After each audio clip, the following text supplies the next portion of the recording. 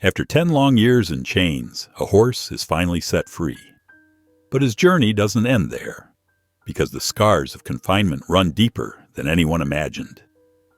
Now, under the care of a determined woman with a broken dream of her own, this horse's incredible transformation begins. What will it take to heal a soul so deeply wounded? And can one horse change not just a life, but an entire town? This is the story of resilience, redemption, and the unstoppable power of hope. Before we get into the story, comment below where in the world you are watching from today.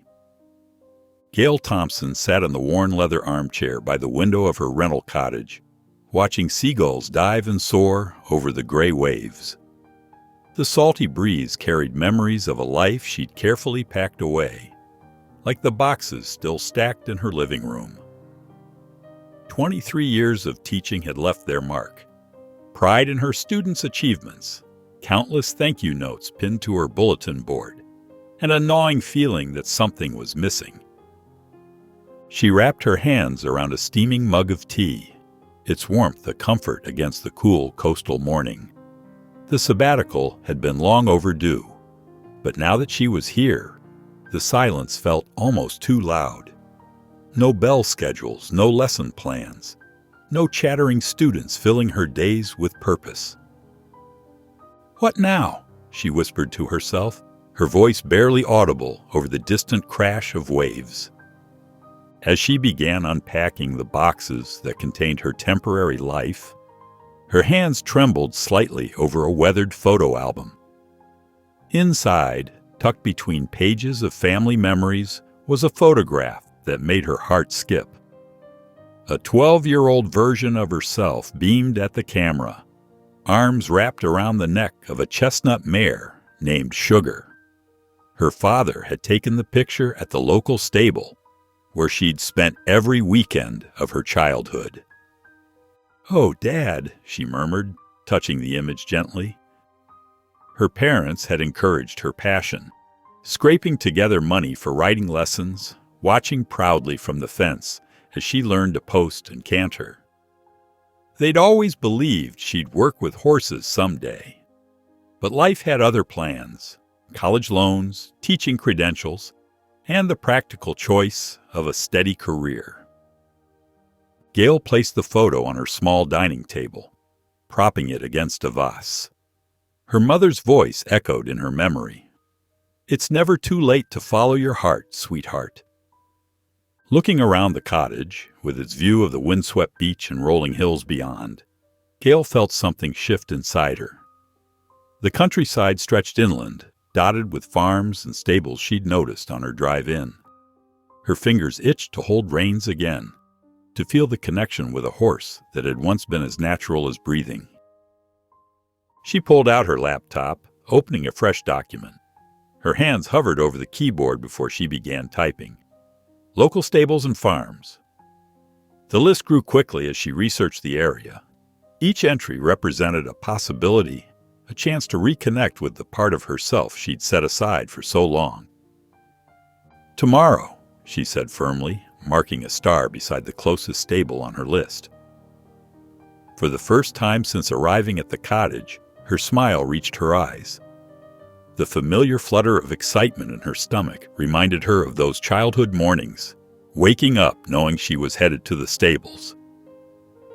The morning sun cast long shadows as Gail navigated winding rural roads, her GPS fading in and out. Fields of wild grass stretched endlessly, dotted with scattered farmhouses. Spotting a gas station, she stopped and asked the elderly attendant for directions to local horse farms. He adjusted his cap thoughtfully. "Most farms are north, but there's an old barn on Miller's Road, abandoned for years. People say strange things about it." Following his directions, Gail reached a weathered barn, its red paint peeling and surrounded by overgrown vegetation. The partially open door creaked in the wind. A heavy mix of dust and decay filled the air as Gail stepped inside, her flashlight slicing through the gloom. "Hello?" she called softly. A faint shuffle and clink of metal answered, making her heart pound. In the darkest corner, she saw it. A horse chained to a stall, its dull coat matted, ribs exposed.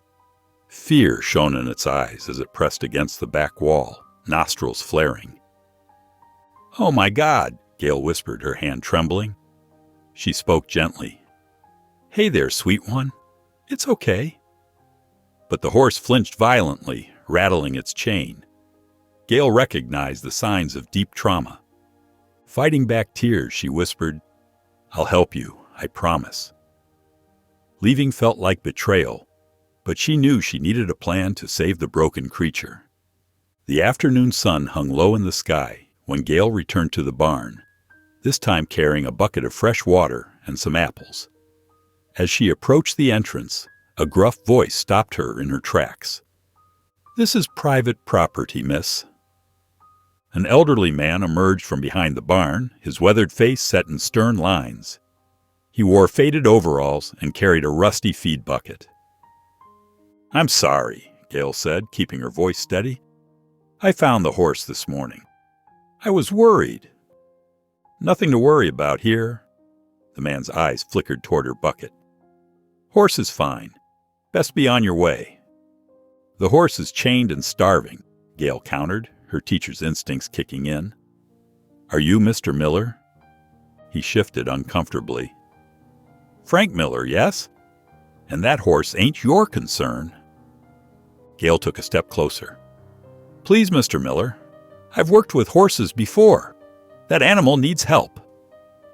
Frank's shoulders sagged slightly. "Hope," he said quietly. "The horse's name is Hope." "Hope," Gail repeated softly. "What happened?" Frank leaned against the barn wall, his eyes distant. 10 years ago, there was an accident."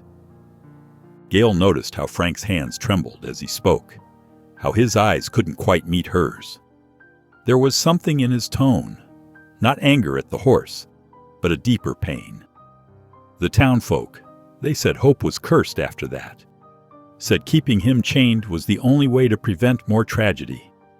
Frank's voice dropped to barely a whisper. "Some wanted to put him down." "But you didn't believe that, did you?" Gail pressed gently. Frank's silence spoke volumes. When he finally responded, his voice was heavy with unspoken guilt. "My nephew Tommy always said Hope was the gentlest horse he'd ever known. Never spooked before the accident." "Mr. Miller," Gail said, "what happened was a terrible accident. But keeping Hope chained isn't the answer. Please, let me help." Frank straightened up, his expression hardening again. "No. Hope stays where he is. It's better this way. Safer for everyone." He turned away, his boots crunching on the gravel. "Don't come back here, miss. Some things are best left alone." Gail watched him disappear around the corner of the barn, her heart aching for both the man and the horse he'd imprisoned. She could see now that Frank was as much a prisoner of the past as Hope was of his chains. But she wasn't about to give up, not when she could see the truth behind Frank's guilt-ridden eyes. "I'll be back," she whispered, knowing this was just the beginning of her fight to free Hope. The morning sun stretched long shadows as Gail approached Frank's property, clutching a folder of rehabilitation stories. Her voice steady despite trembling hands, she called out, "Mr. Miller, I'd like to show you something." Frank leaned on his broom, frowning. "Told you not to come back." "Please, just look." Gail spread photos of rehabilitated horses on a bench. These animals were worse off than Hope. He can recover, too. Frank's face softened as he studied the images. Gail pressed gently. "Keeping Hope chained isn't helping. It's hurting you both." Frank hesitated, his voice cracking. "What if it goes wrong again?"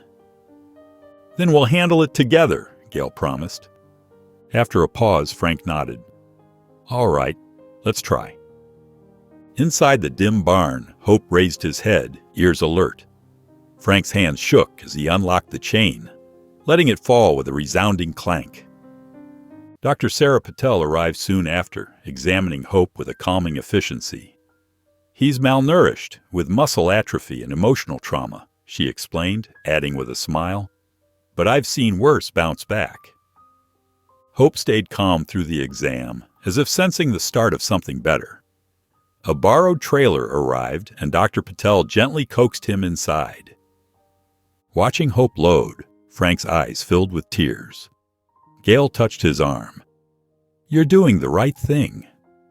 Frank handed her a worn journal. "His history. You should know." As the trailer pulled away, Gail rested her hand on Hope's neck through the window. His wary eyes held a spark of trust. "We're going home, Hope," she whispered. "Everything's going to be different now." The morning mist drifted in as Gail sat on a stool in Hope's stable, keeping a careful distance to avoid alarming him. Her daily routine had become second nature. Arrive early, clean, prepare hay and water, then sit quietly. Hope watched her, his ears flicking, his dull coat showing faint signs of improvement. He no longer pressed against the far wall, though he remained cautious. "Good morning, beautiful boy," Gail said, offering an apple. She held still as Hope hesitated, stretching his neck toward her palm, before finally taking the fruit. Her heart soared, but she stayed calm, not wanting to startle him. As she cleaned the stable, Hope's gaze followed her, his posture relaxing. When she approached with a brush, he shifted, but didn't retreat. "That's it," she murmured, gently stroking his neck. Each stroke revealed the beauty beneath his neglected coat. Mrs. Henderson paused by the fence. "Never thought I'd see that poor creature letting anyone near him," she said. Gail smiled but stayed focused, brushing Hope's mane with patient care. By evening, Gail guided Hope to a small paddock she'd prepared. He hesitated at the door, but with patient coaxing stepped outside, his nostrils flaring at the fresh air. A passing couple stopped. "Is that the horse from Miller's barn?" the woman asked. "It sure is," Gail replied proudly, as Hope took tentative steps on the grass. Each small victory, eating from her hand, accepting the brush, stepping outside, strengthened Gail's resolve to help Hope heal. The morning sun stretched shadows across the stable yard as Frank's pickup rattled up the driveway. Gail was brushing Hope's coat, the horse calm and alert, a vast improvement from his earlier nervousness. "Morning," Frank greeted softly, handing her a coffee. "Thought you might need this." Gail thanked him and gestured for him to sit. Frank's gaze lingered on Hope. "He looks better. Coat's shining again," he said, shifting uneasily. After a long sip of coffee, Frank broke the silence. "You should know the whole story, why the town thinks what it does." He recounted the summer festival parade 10 years ago. Hope was pulling a carriage. My nephew Tommy was driving, just 19. The carriage collapsed due to poor maintenance, and people saw Hope rear up, labeling him cursed. 3 others were badly hurt too, Frank added, voice cracking. "Grief does strange things," Frank admitted. "It was easier to chain him up than fight the town. I've carried that guilt ever since." Hope approached the stall door, his gentle eyes meeting Frank's. "I should have done something sooner," he confessed. "Maybe you're here to set things right." After Frank left, Gail stood in the doorway, her mind heavy with the story of fear and superstition. Watching Hope graze peacefully, she reached out to stroke his neck. As Hope leaned into her touch, Gail resolved to show the town that Hope was never cursed, just misunderstood. Each morning at sunrise, Gail arrived, her footsteps crunching on gravel as Hope's ears pricked in recognition. The stable smelled of fresh hay and ocean air. "Good morning, beautiful," she said softly, moving with measured steps. Hope nickered in response, no longer shrinking from her presence. Gail's teaching instincts guided her structured approach. Tasks were broken into manageable steps. The curry brush first, then the soft brush for tangles. "That's it," she encouraged, as Hope lifted his hoof for cleaning, her tone steady and warm. Halter training progressed slowly, with consistent commands like walk and whoa, paired with gentle pressure. Each day, Hope grew more confident, his stride assured. They ventured from the stable to paddocks, where fresh grass seemed to awaken memories of freedom. Hope's trust deepened, following Gale's movements without hesitation. "Good boy," she praised, as he navigated a barrel with ease, his ears flicking toward her voice. One afternoon, children gathered at the fence, watching wide-eyed. "Look at his pretty coat," a girl whispered. Hope stayed calm, matching Gale's steps. Their delight reminded her of teaching, sparking a vision of healing that could extend beyond hope. Gale sat at her weathered desk by the window, the evening light casting long shadows across the floor. She pulled open the bottom drawer and lifted out a leather-bound notebook she hadn't touched in years. The pages were yellowed at the edges, filled with her neat handwriting and carefully drawn diagrams from a time when her dreams felt more distant. "I can't believe I kept this all these years," she murmured, running her fingers over sketches of round pens and therapy spaces. The old plans were simple, but showed the heart of what she'd wanted to create, a place where horses could help heal broken spirits. At the local library, Gale settled into a quiet corner with stacks of books on equine therapy. Her teacher's instincts kicked in as she took detailed notes, highlighting success stories and program structures. The librarian helped her find additional resources online, printing out articles about similar programs across the country. "These results with trauma patients are remarkable," she said to herself, jotting down statistics and methodology. Her excitement grew as she discovered how horses like Hope could create breakthrough moments for children struggling with trust and emotional connections.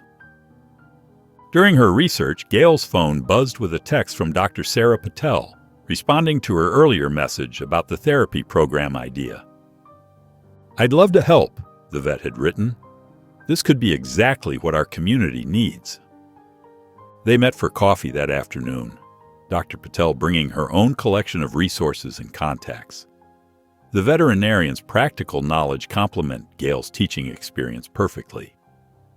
"The key is creating a safe environment," Dr. Patel explained, sketching out facility requirements on a napkin, both for the children and the horses. Hope's gentle nature could be perfect for this work. Back home, Gale spread her materials across her kitchen table. Books on child psychology sat next to equine behavior guides. Her laptop displayed grant applications, while her old notebook lay open to fresh pages filled with updated plans. She began typing her proposal, pausing occasionally to reference her research. The words flowed easily as she described her vision, a program that would combine Hope's remarkable journey with structured activities to help children process their own struggles. The kitchen clock ticked past midnight, but Gale barely noticed. She was lost in crafting sections about safety protocols, session structures, and expected outcomes.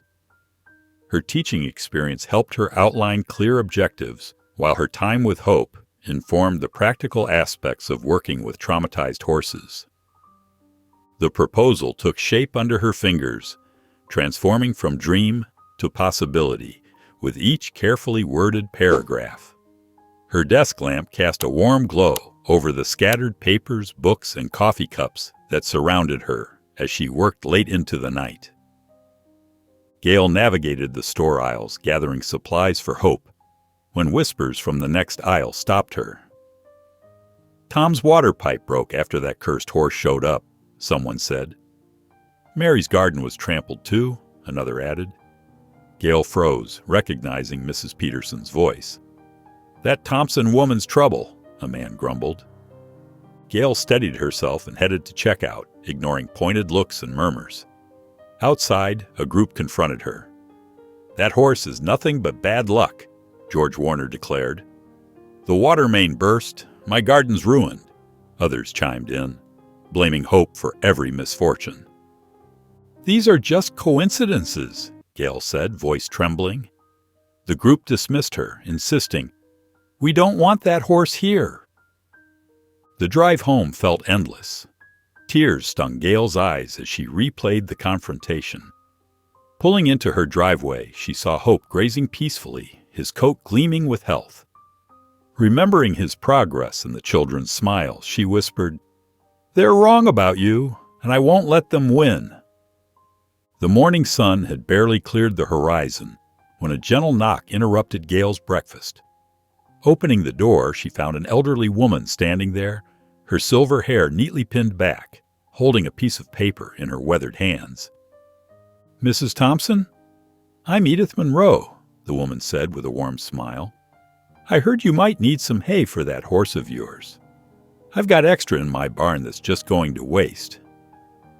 Gale blinked in surprise. After yesterday's confrontation in town, kindness felt almost foreign. That's very generous of you." Edith waved away her thanks and settled into a chair on the porch. "You know, horses saved my life once," she said, smoothing her floral dress. "After my Harold passed, I was lost. But there was this therapy program with horses. It gave me purpose again." As Edith shared her story, Gale noticed Tom Keller's truck pulling up. The handyman stepped out, toolbox in hand, and walked toward Hope's paddock. "That fence could use some work," he called out, tipping his hat. "No charge. Just want to make sure the big fella's safe." Before Gale could respond, the rumble of bicycles announced the arrival of 3 teenagers. They propped their bikes against the fence, watching Hope with obvious fascination. "Miss Thompson?" The tallest girl stepped forward. "We were wondering if you needed help with Hope. We could come after school, learn how to take care of him." Gale felt warmth spread through her chest as she looked at the unlikely group gathering in her yard. Edith was already sharing horse care tips with the teenagers, while Tom hammered away at the fence, pausing occasionally to pat Hope's neck when the horse came to investigate. "We've got your back," Edith said quietly, patting Gale's hand. "Not everyone in town believes those silly rumors." The day unfolded like a gift. Tom fixed not just the fence, but also reinforced the stable door. The teenagers, Sarah, Marcus, and Jenny, proved to be eager learners, carefully following Gale's instructions on grooming and feeding. Edith supervised from her chair, offering wisdom earned from decades of horse experience. That evening, after everyone had gone home, Gale sat on her porch steps watching Hope graze in his newly secured paddock. The setting sun painted the sky in soft pinks and oranges, and for the first time since the confrontation in town, she felt truly peaceful. Hope lifted his head, nickering softly at her, and Gale smiled. She wasn't alone anymore. In this small town of mixed opinions, she'd found her allies, people who saw beyond superstition to recognize the healing power of compassion. Gale sat at her kitchen table, sketching plans for a fundraising event to showcase Hope's progress and raise money for the therapy program. "Food vendors, local musicians," she murmured, making notes. Despite encouragement from the teenagers helping her, initial calls to vendors brought lukewarm responses. "The cursed horse?" one food truck owner said, declining. Feeling disheartened, Gale explained her struggles to Edith Monroe, who promptly offered her property for the event. "I know plenty of vendors," Edith assured, promising to make calls. Later, Tom Keller offered to build a stage with leftover lumber. Over the next few days, Edith's influence brought hesitant vendors on board, while the teenagers created flyers. Tom and his friends began stage construction. Still, some at the farmers' market rejected Gale's invitation, muttering about bad luck. Yet others stepped up. A baker donated cookies, a face-painting artist volunteered, and the high school band agreed to perform. One evening, Gale watched Hope grazing, his coat gleaming in the sunset. He lifted his head as she approached, his trust evident. "Look how far we've come," she said, stroking his neck. Hope leaned into her touch, a quiet reminder of her purpose. From her vantage point, she saw Tom's half-built stage at Edith's field, ready for more volunteers the next day. Gail envisioned families gathering, music playing, and a community united. Hope nudged her pocket for treats, and she smiled, ready to face whatever challenges lay ahead.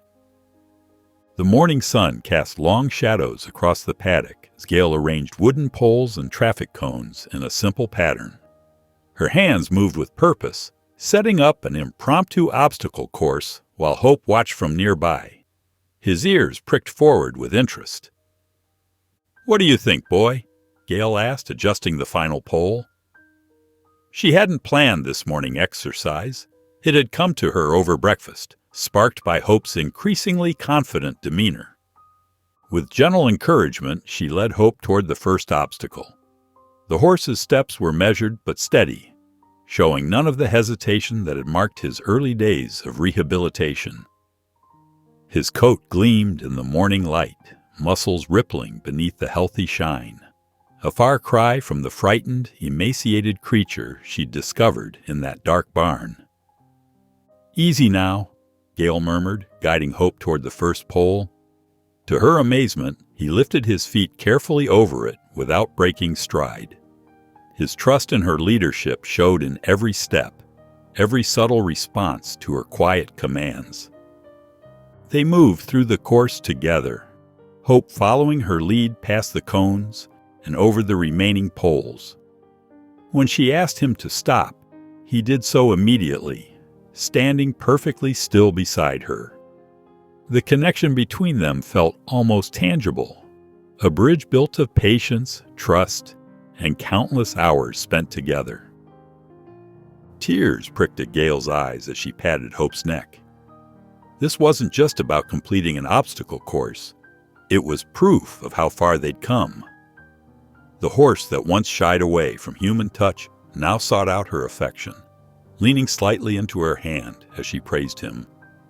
"You're amazing," she whispered, leading him back toward the stable. Hope walked beside her, his stride relaxed and confident.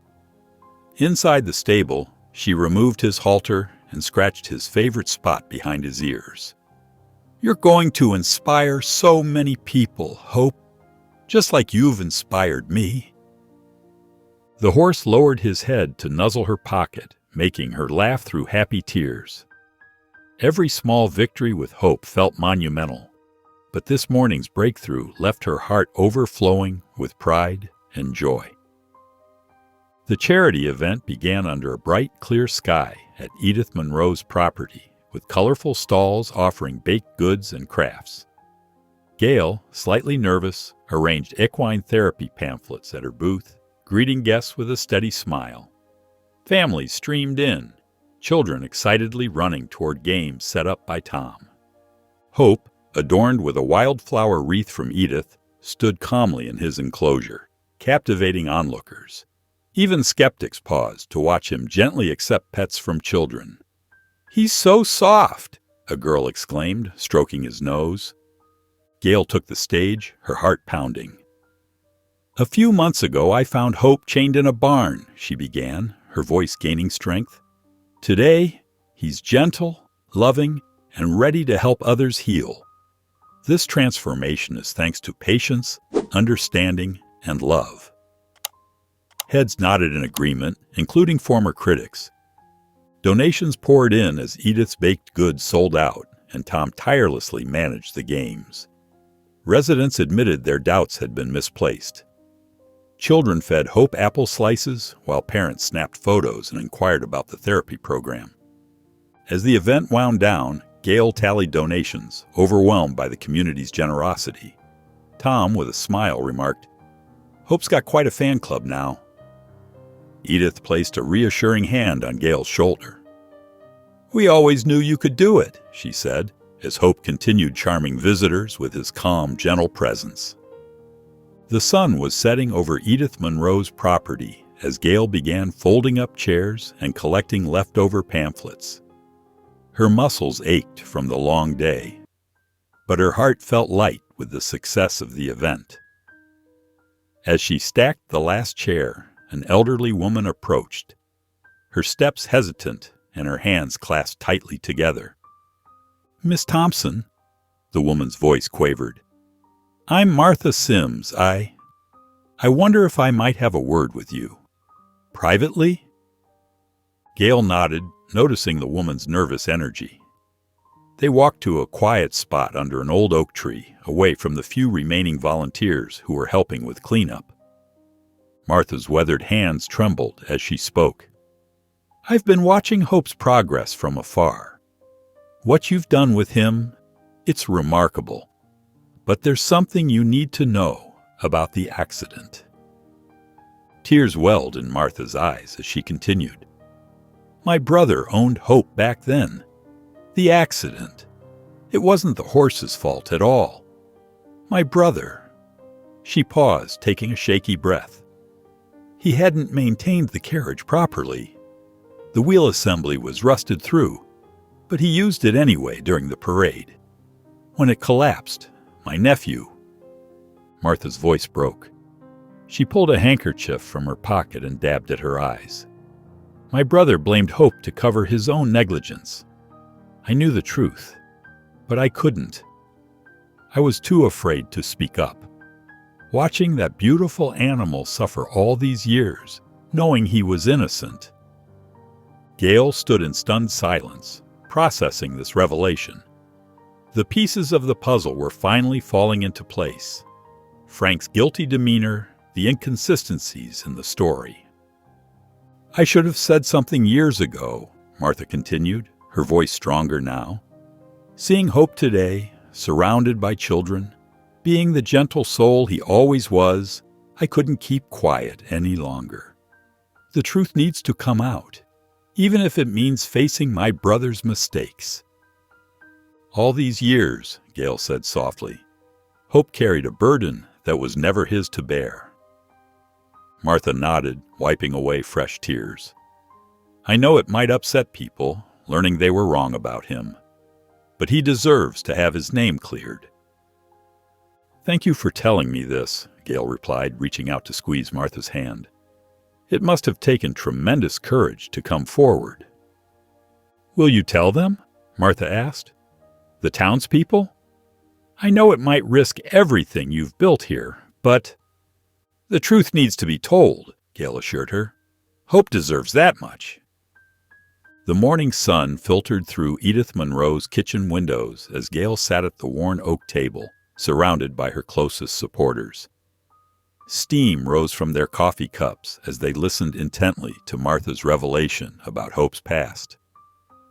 "We need to tell everyone," Gail said, her hands wrapped around her mug. "Hope deserves to have his name cleared." Edith nodded firmly. "I'll make some calls. We can hold the meeting at the community center tonight." Tom Keller leaned forward, his weathered face serious. "You know some folks won't want to hear it. They've held on to that cursed story for too long." "That's exactly why we need to do this," Gail replied. "The truth matters." That evening, the community center buzzed with whispered conversations as people filed in. Wooden chairs scraped against the floor as townspeople took their seats, curiosity and tension filling the air. Gail stood at the front, her heart pounding. Martha sat in the first row, her hands clasped tightly in her lap. As Gail began speaking, the room fell silent. "Many of you were here 10 years ago when the accident happened," she began. "You've believed all this time that Hope was to blame. But yesterday, I learned the truth." As Gail recounted Martha's story, gasps and murmurs rippled through the crowd. She watched faces change, some softening with understanding, others hardening with denial. "That's nonsense," called out Harold Jenkins from the back. "We all know that horse is cursed. Look at what happened to my store's pipes last week." "A coincidence," Edith countered firmly. "Nothing more." Others began speaking up. Mrs. Peterson, who ran the flower shop, stood up. "I saw Hope with those children yesterday. That's not a cursed animal. That's a gentle soul."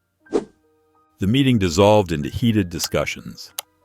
Some residents approached Martha, offering quiet words of support. Others huddled in corners, shaking their heads in disbelief. "You're trying to change too much too fast," one elderly man complained. "Some things are better left alone." "The truth is never better left alone," Tom responded, his voice carrying across the room. As the meeting drew to a close, the division in the room was clear. Some townspeople approached Gail with offers of help and support, while others filed out quickly, muttering about traditions and curses. Gail gathered her notes, feeling the weight of both victory and setback. Martha touched her arm gently. "Thank you," she whispered, her eyes bright with tears. Walking to her car, Gail's mind raced with the evening's events. The truth was out now, for better or worse. Some minds had changed, others remained firmly closed. But as she thought of Hope waiting in a stable, she knew the fight for his reputation was worth every moment of uncertainty. The early morning buzzed with activity as volunteers gathered at the barn. Tom Keller directed tasks, prioritizing the roof's loose shingles. Teenagers eagerly climbed ladders, passing materials, their cheerful chatter blending with the sound of hammering. Inside, Edith Monroe led a group painting the walls in calming sage green. Dr. Sarah Patel arrived mid-morning, clipboard in hand, highlighting therapy session needs like wider aisles and a quiet corner for children. Gail, determined to maximize the charity funds, took notes, ensuring every dollar supported a professional facility. More volunteers arrived throughout the day, some bringing homemade lunches. Even former skeptics showed up, curious to see the transformation. Tom supervised stall door installations, ensuring they were secure yet easy to operate. Teenagers painted murals, swept floors, and assembled storage units, their enthusiasm infectious. By late afternoon, the barn was transformed. Fresh paint, new windows, and a repaired roof replaced the musty decay with light and purpose. Dr. Patel praised the efforts, calling the space perfect for its mission. Gail stood in the barn's center, sunlight streaming through the windows, watching volunteers bring her dream to life. What began as her vision had evolved into a community project inspired by Hope's story and united in creating a sanctuary of healing. The evening sky darkened as heavy clouds loomed over the barn. Gail watched the storms approach, the wind rustling trees and carrying the scent of rain. Inside, Hope shifted restlessly. Gail checked his water and hay, soothing him with a gentle pat. Securing the stall and closing windows, she ensured the barn was prepared as the storm intensified. Back at her cottage, she lay awake, listening to howling winds, thunder, and debris crashing outside. Worry for Hope consumed her, but venturing out was too dangerous. At dawn, the storm passed, leaving eerie quiet. Gail rushed to the barn to find a section of the roof collapsed, debris strewn everywhere, and peeling paint. Hope stood trembling in his stall, favoring his right front leg. Neighbors arrived to assess the damage. Gail overheard whispers reigniting superstition. "That horse brings bad luck." Her hands shook as she examined Hope's swollen ankle, the weight of the barn's destruction and the town's fears pressing heavily on her. Gail sat in her dimly lit living room, surrounded by scattered papers bearing repair estimates. The numbers seemed to blur together, each one more daunting than the last. $12,000 for the roof alone, another $8,000 for structural repairs. The list went on, growing longer with each contractor's assessment. Her hands trembled as she shuffled through the papers. The morning's visit to Hope had shown little improvement in his injured leg. Dr. Patel had assured her it wasn't serious, but watching him limp around his temporary shelter in Tom's garage made her heart ache. "What was I thinking?" she whispered to the empty room. The whispers from town echoed in her mind. "Bad luck. Curse.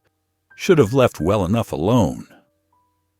She picked up the photo of herself as a young girl with her first horse, the one that had sparked this whole journey. Now it felt like a cruel reminder of misplaced optimism. The therapy center had seemed so achievable just days ago, when the barn stood strong and Hope's progress inspired everyone around them. Gail pulled out her notebook, the one filled with carefully drawn plans and program ideas. The pages were slightly warped from the humidity following the storm, making the ink run in places. Her vision of helping children heal through working with Hope seemed childish now, a fantasy that reality had crushed with one violent storm. The local shelter had space for Hope. She'd checked, telling herself it was just in case, but deep down, knowing she was already considering giving up. They could find him a good home, somewhere far from the whispers and suspicions of this town. Somewhere he wouldn't be blamed for every misfortune. Her teacher's salary and savings wouldn't come close to covering the repairs. The charity event's funds, meant for therapy program supplies, would barely make a dent in the construction costs. Each calculation led to the same conclusion. Her dream was slipping away, dissolving like the morning fog over the ocean. The weight of it all pressed down on her shoulders. The responsibility of Hope's care, the judgment of the townspeople, the mountain of repairs needed. It felt impossible to bear. She'd walked away from a stable career, invested her savings, and put her reputation on the line. For what? To watch it all fall apart in a single night? Gail's vision blurred with tears as she stared at the estimates again.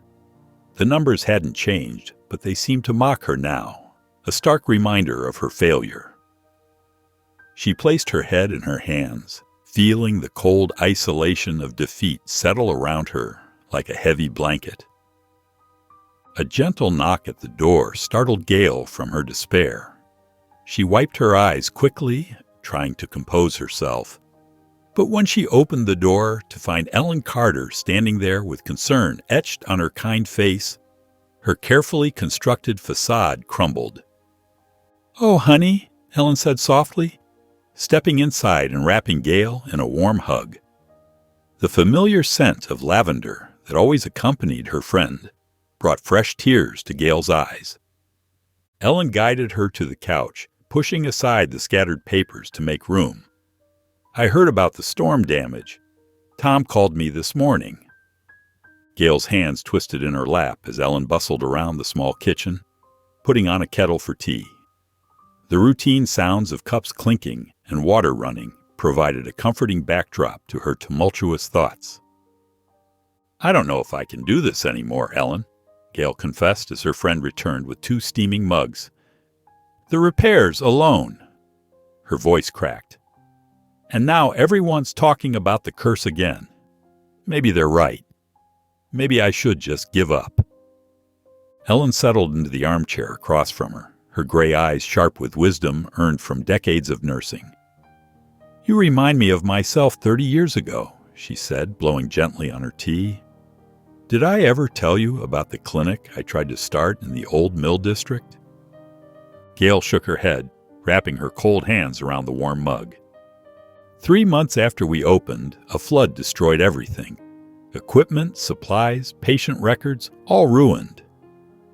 Ellen's voice was steady, matter-of-fact. "I sat in my kitchen just like this, convinced it was a sign I should give up and go back to hospital work." "What did you do?" Gail asked quietly. "I remembered why I started in the first place. Those families needed health care they could afford, storm or no storm." Ellen leaned forward, her expression earnest. "Just like these children need what you and Hope can offer them. Storms don't change that truth, Gail. But the money is a challenge, not an ending," Ellen interrupted firmly. "That clinic served our community for 25 years before I retired. If I'd given up after that flood, think of all the people we wouldn't have helped." Gail stared into her tea, letting Ellen's words sink in. The warmth of the mug seemed to seep into her chest, thawing something frozen there. The storm damaged the barn, Ellen continued gently, but it didn't touch your knowledge, your compassion, or Hope's ability to connect with people. Those are the real foundation of your dream. For the first time since the storm, Gail felt something other than despair. A tiny spark of determination flickering to life. I should at least look at the barn properly, she said slowly. Maybe it's not as bad as I thought. Ellen smiled, reaching across to squeeze her hand.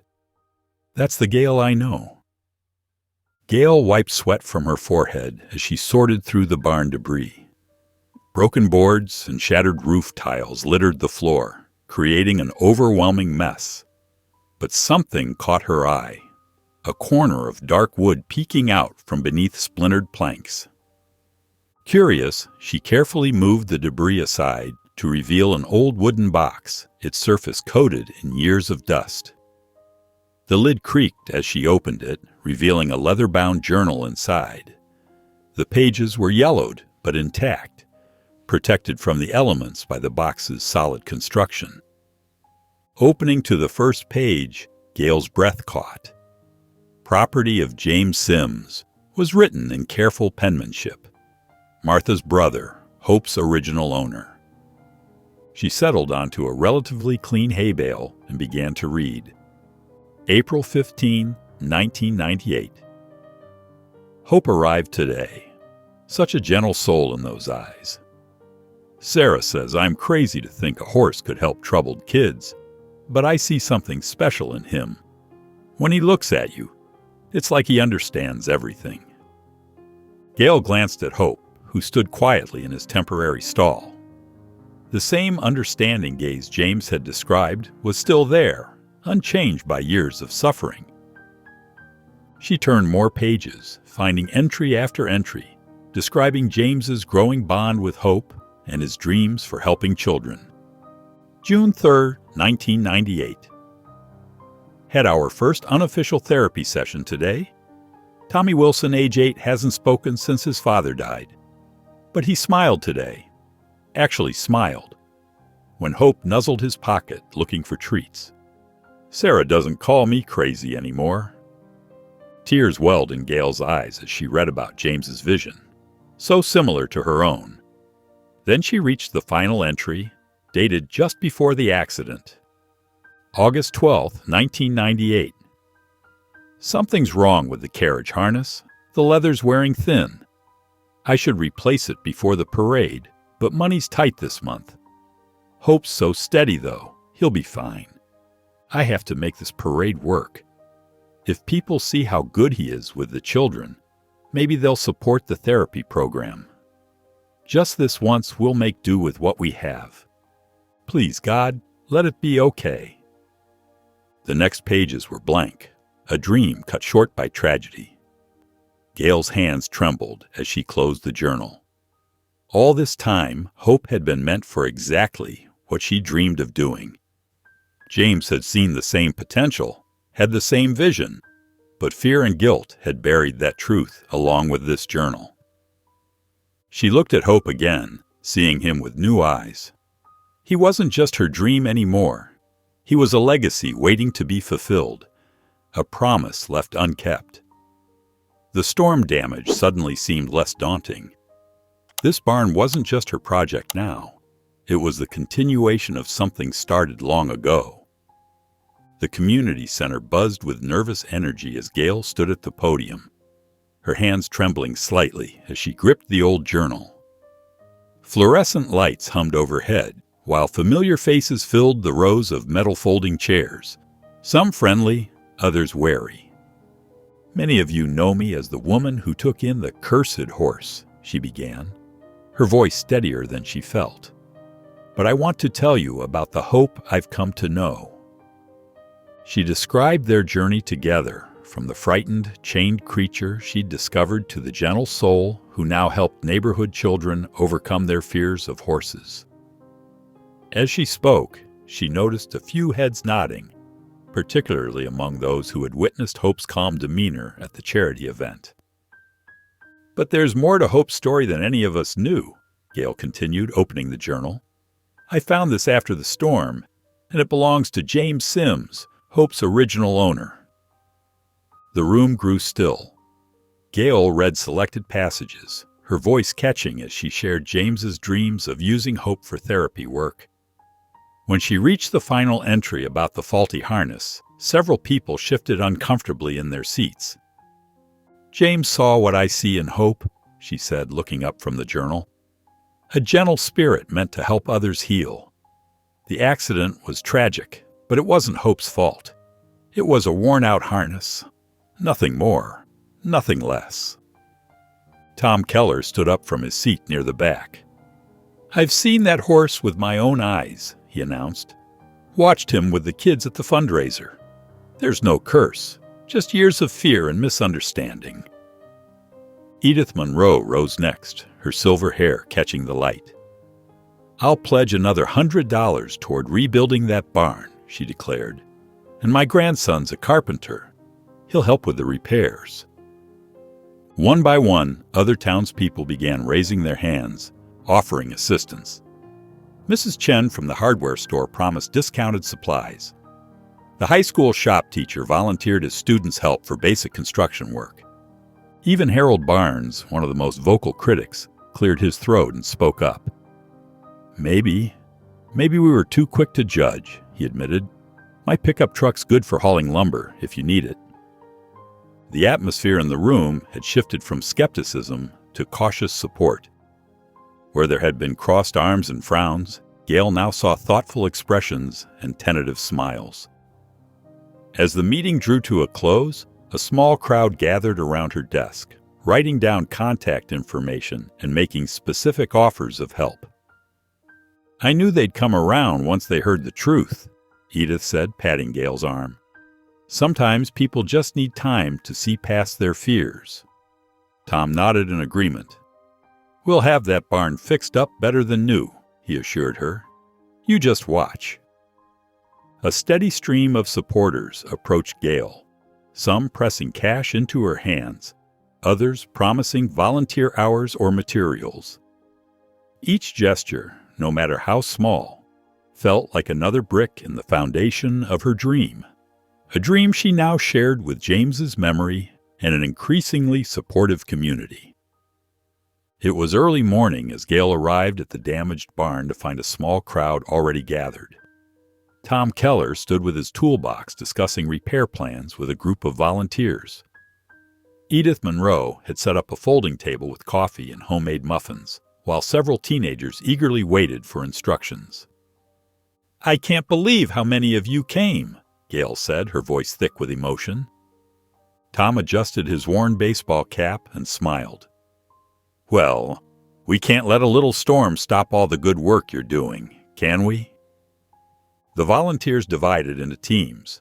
Some began clearing fallen boards and broken shingles, while others sorted through salvageable materials. The teenagers, supervised by Tom, formed a chain to pass debris out to a waiting truck. Even Harold Barnes, who had been one of the most vocal critics, showed up with his pickup truck full of lumber. "Thought you could use some extra hands," he mumbled, not quite meeting Gail's eyes. In the midst of the activity, Gail maintained Hope's routine. She led him to a temporary paddock where he could watch the proceedings from a safe distance. The horse's ears perked forward with interest as he observed the bustling activity around his home. "He seems curious rather than scared," Edith remarked, bringing Gail a sandwich at lunchtime. "That's quite a change from the frightened creature you first found." Throughout the day, more neighbors arrived. Mrs. Chen from the hardware store delivered a truck of discounted supplies. The high school shop teacher and his students tackled the roof repairs under Tom's guidance. Even those who had whispered about curses now worked alongside longtime supporters, their skepticism fading with each nail hammered and board replaced.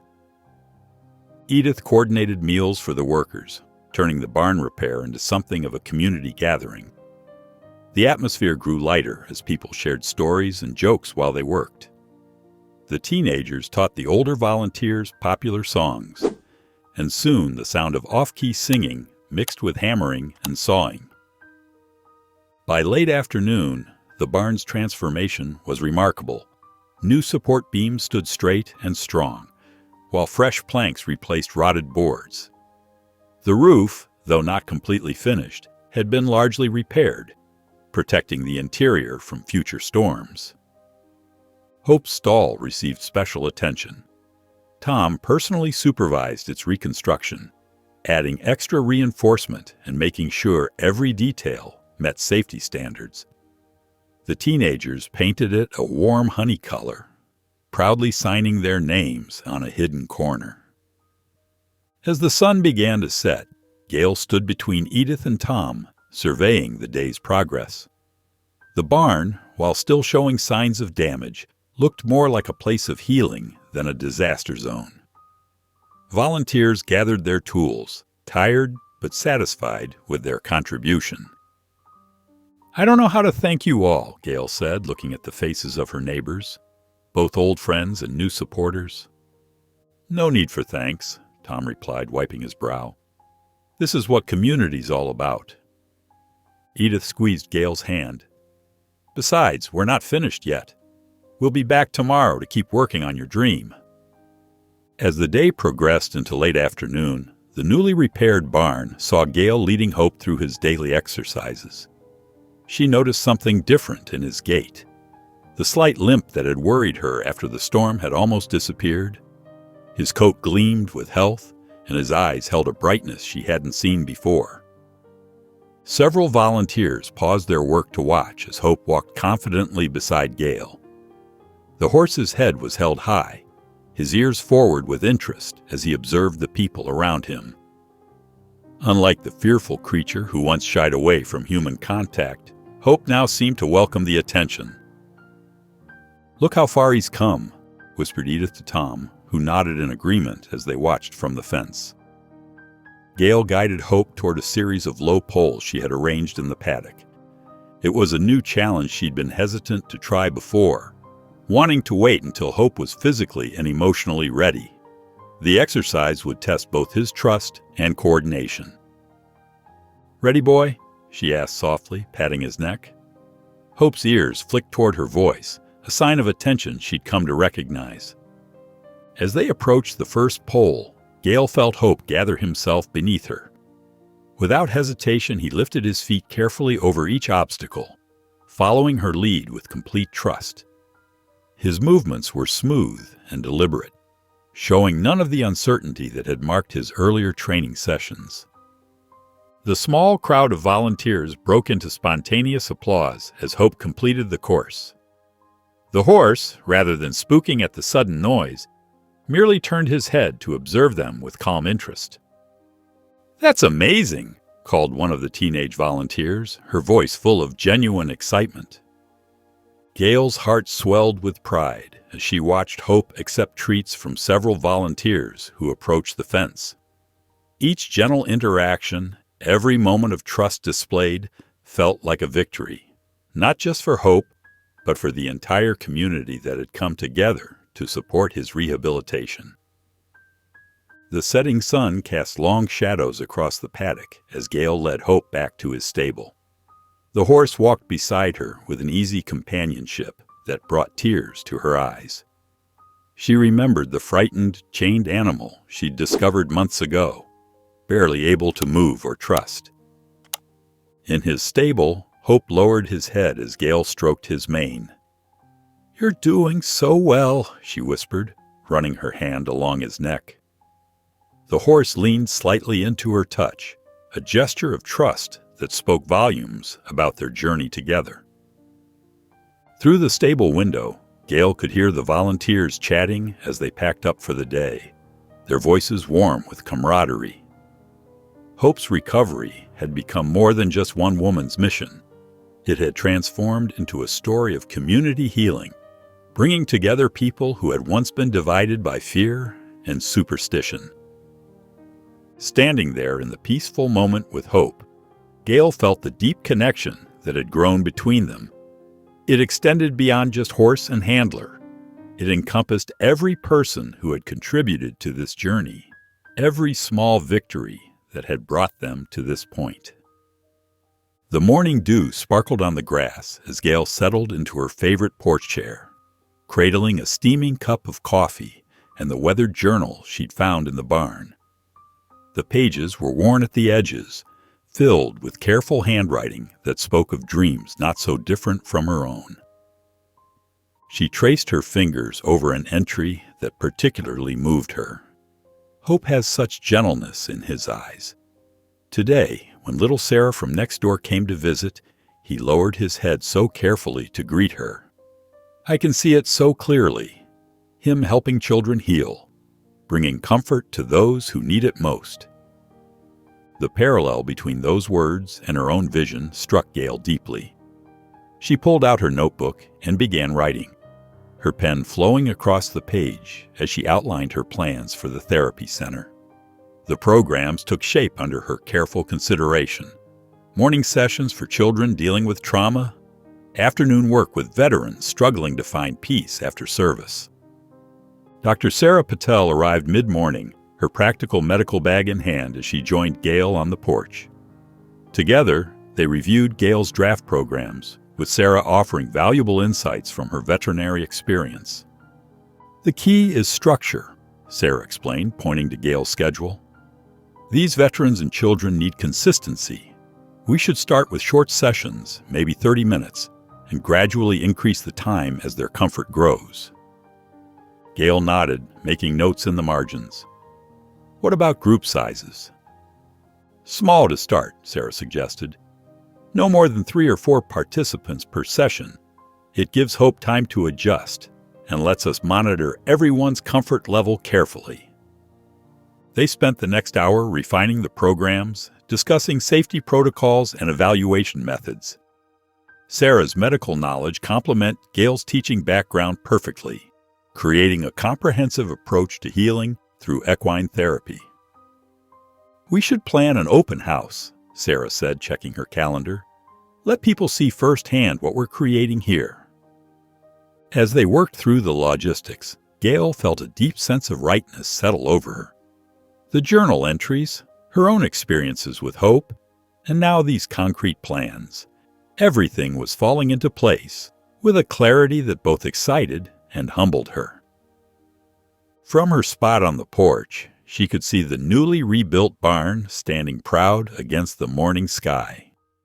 The fresh paint gleamed in the sunlight, and the new paddock fences stretched out in neat lines. It looked nothing like the decrepit structure where she'd first found Hope, yet somehow it felt like the perfect evolution of that space, a transformation from a place of confinement to one of healing. Gail added final notes to her plan, feeling the weight of the moment. The journal rested beside her, a bridge between past dreams and future possibilities. In her mind, she could already see children laughing in the paddock, veterans finding peace in quiet moments with Hope, and families healing together in this space she'd created. She looked up at the barn again, her heart full of purpose. The path ahead was clear now, each step mapped out with care and consideration. What had started as a personal journey had grown into something far more significant, a vision of hope and healing that would touch countless lives. The morning sun cast long shadows across the freshly painted barn as Gail and her volunteers bustled about, making final preparations for the grand opening. Tom Keller balanced carefully on a ladder, securing colorful banners that read, Hope's Haven Equine Therapy Center, while Edith Monroe arranged homemade cookies and lemonade on fold-out tables.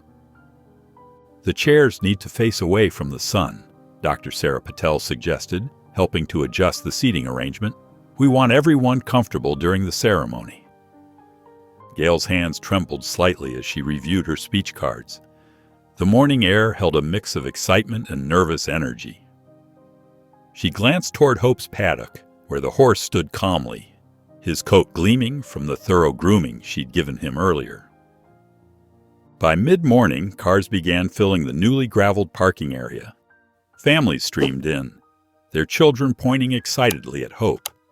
The horse's presence drew them like a magnet, his gentle demeanor putting even cautious parents at ease.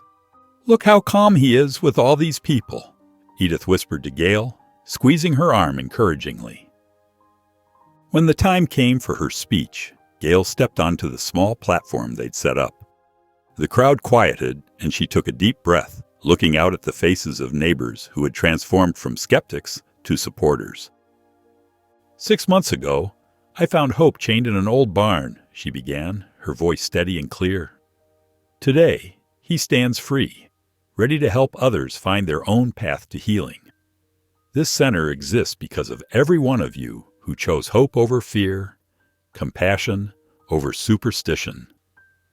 She acknowledged the volunteers by name, her voice warming with gratitude as she described their contributions. Tom ducked his head modestly when she mentioned the countless hours he'd spent rebuilding the barn. Edith wiped away tears as Gail thanked her for being the first to offer support. The mayor stepped forward with oversized scissors for the ribbon-cutting ceremony. Hope watched from his paddock, ears pricked forward with interest as applause erupted at the symbolic moment. Afterward, Dr. Patel led small groups through the facility, explaining the therapy programs while Gail stayed near Hope's paddock. She watched as children approached the fence, their eyes wide with wonder. Hope gently stretched his neck toward them, accepting their tentative pats with remarkable patience. "He's so soft," a little girl exclaimed, her hand resting on Hope's nose. "And gentle," her mother added, watching with growing confidence. The morning unfolded exactly as Gail had envisioned. Families exploring the center, volunteers sharing their enthusiasm, and Hope at the heart of it all, embodying the healing spirit of the place. She stood back, taking in the scene of community and connection that had grown from one simple act of kindness. The therapy center buzzed with quiet activity as children moved through their sessions with Hope. The horse stood patiently in the grooming area, his dark eyes soft and attentive, as small hands worked through his coat with brushes. Dr. Sarah Patel guided each interaction, while Gail observed from nearby, ready to assist if needed. "That's perfect, Jake," Dr. Patel encouraged a young girl who was learning to lead Hope in a circle. "Notice how he matches your pace?" Hope's transformation amazed everyone who knew his history. The once frightened horse now lowered his head gently to accept treats from trembling hands, remaining steady when children wrapped their arms around his neck for comfort.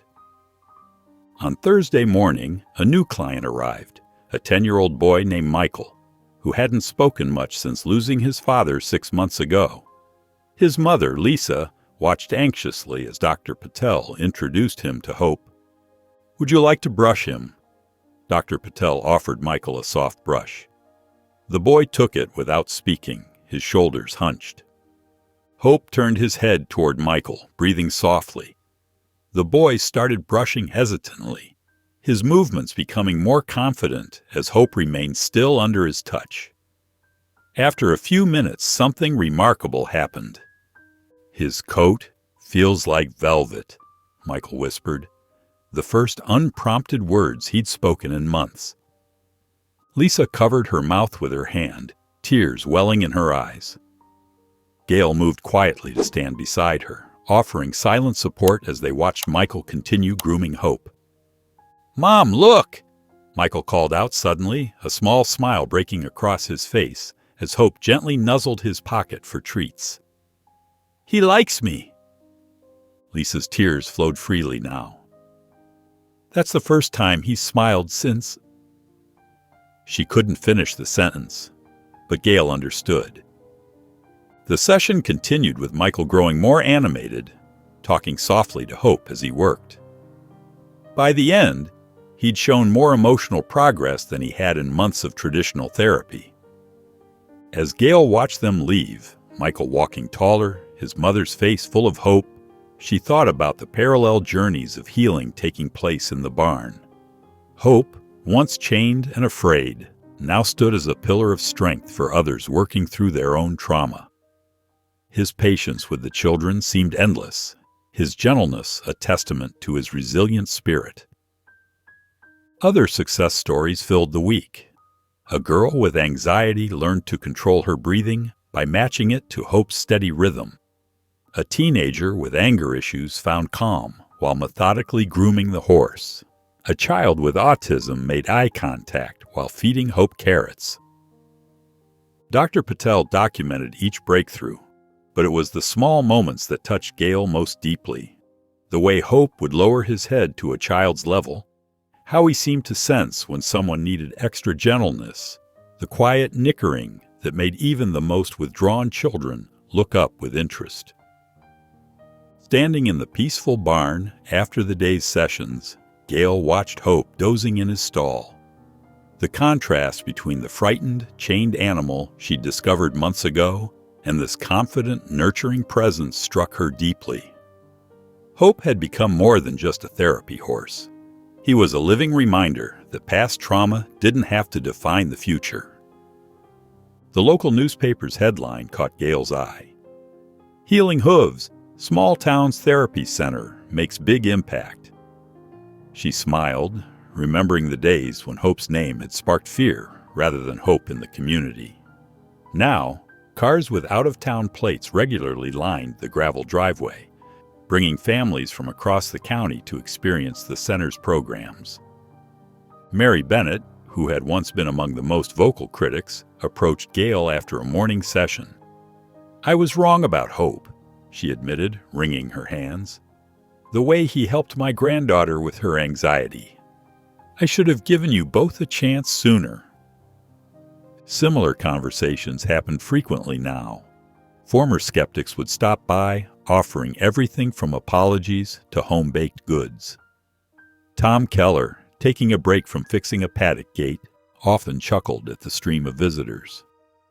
"Quite a change from those town meetings last year," he'd say.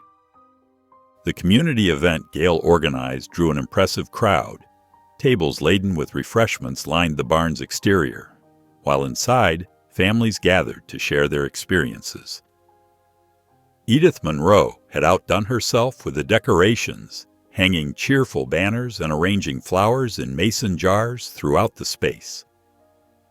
"Before we came here," one mother explained to the group, "my son barely spoke to anyone.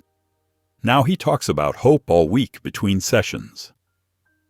Others nodded in understanding, adding their own stories to the growing collection of testimonials. Richard Cooper, the hardware store owner who had once refused to sell Gail supplies, stood up to address the crowd. "I want to apologize publicly," he announced, his voice thick with emotion. "We let old fears and superstitions cloud our judgment. What Ms. Thompson has created here, it's nothing short of miraculous." As Gail moved through the gathering, she caught snippets of conversations. A teacher described how her students' behavior had improved after starting therapy sessions. A grandfather praised Hope's gentle nature with his autistic grandson. Even Frank Miller, who had initially chained Hope in that old barn, stood in a corner with tears in his eyes, watching the horse interact calmly with a group of children. The atmosphere felt like a homecoming, filled with the warmth of shared pride and collective healing. People who had once avoided each other now chatted easily, united by their connection to the center and its mission. Hope stood in his paddock, accepting treats and attention from a steady stream of admirers, his coat gleaming in the afternoon sun. "You've changed this town," Edith said softly, appearing at Gail's side. "Not just with the therapy programs, but by showing us how to overcome our fears and prejudices." Tom joined them, wiping his hands on a rag. Who would have thought that horse everyone was so scared of would end up bringing the whole community together? One late afternoon, Gail led Hope through the back gate of the barn. The grass swayed gently in the breeze, creating a peaceful backdrop for this special moment. She had waited months for this day, wanting to be absolutely certain that Hope was ready for complete freedom. Her hands trembled slightly as she reached for his halter. Hope stood quietly, his dark eyes fixed on her with complete trust. The transformation from the frightened, chained horse she'd discovered in that old barn to this magnificent creature before her seemed almost impossible to believe. "There you go, boy," she whispered, sliding the halter off his head. She took several steps back, giving him space to make his own choice. For a moment, Hope remained still, as if processing this new freedom. Then, with a gentle toss of his head, he moved forward. His steps started slow and measured, but gradually picked up speed. Soon he was cantering, then breaking into a full gallop across the open field. Gale's breath caught in her throat as she watched him run. His mane flowed like silk in the wind, his muscles rippling with each powerful stride. Gone was any trace of the limp, any hint of the trauma that had once defined him. Hope moved with pure joy, his spirit finally matching his name. Tears streamed down Gale's face as she observed his display of freedom. Each graceful movement told the story of their journey together, the long hours of gentle rehabilitation, the storm that had nearly destroyed everything, the community that had finally rallied around them, and the lives they were now helping to heal. She thought of the children who visited the center, how their faces lit up when they saw Hope. She remembered the journal she'd found, and how its writer's dream had somehow become intertwined with her own. Every gallop, every leap seemed to celebrate not just Hope's transformation, but the change he had inspired in an entire community. After several minutes of running, Hope gradually slowed his pace. He turned and trotted back toward Gale, his ears forward, his eyes bright. Gale knelt in the grass as he approached, and when he reached her, she wrapped her arms around his neck. "Thank you," she whispered into his mane, feeling the strong, steady beat of his heart against her cheek. Together, they stood in the golden light, looking out at the horizon. A profound sense of peace settled over Gale, knowing that both she and Hope had found exactly where they belonged. If you enjoyed the story of Gale and Hope, I handpicked this next story that you will enjoy. Please don't miss this one. Click here to watch it.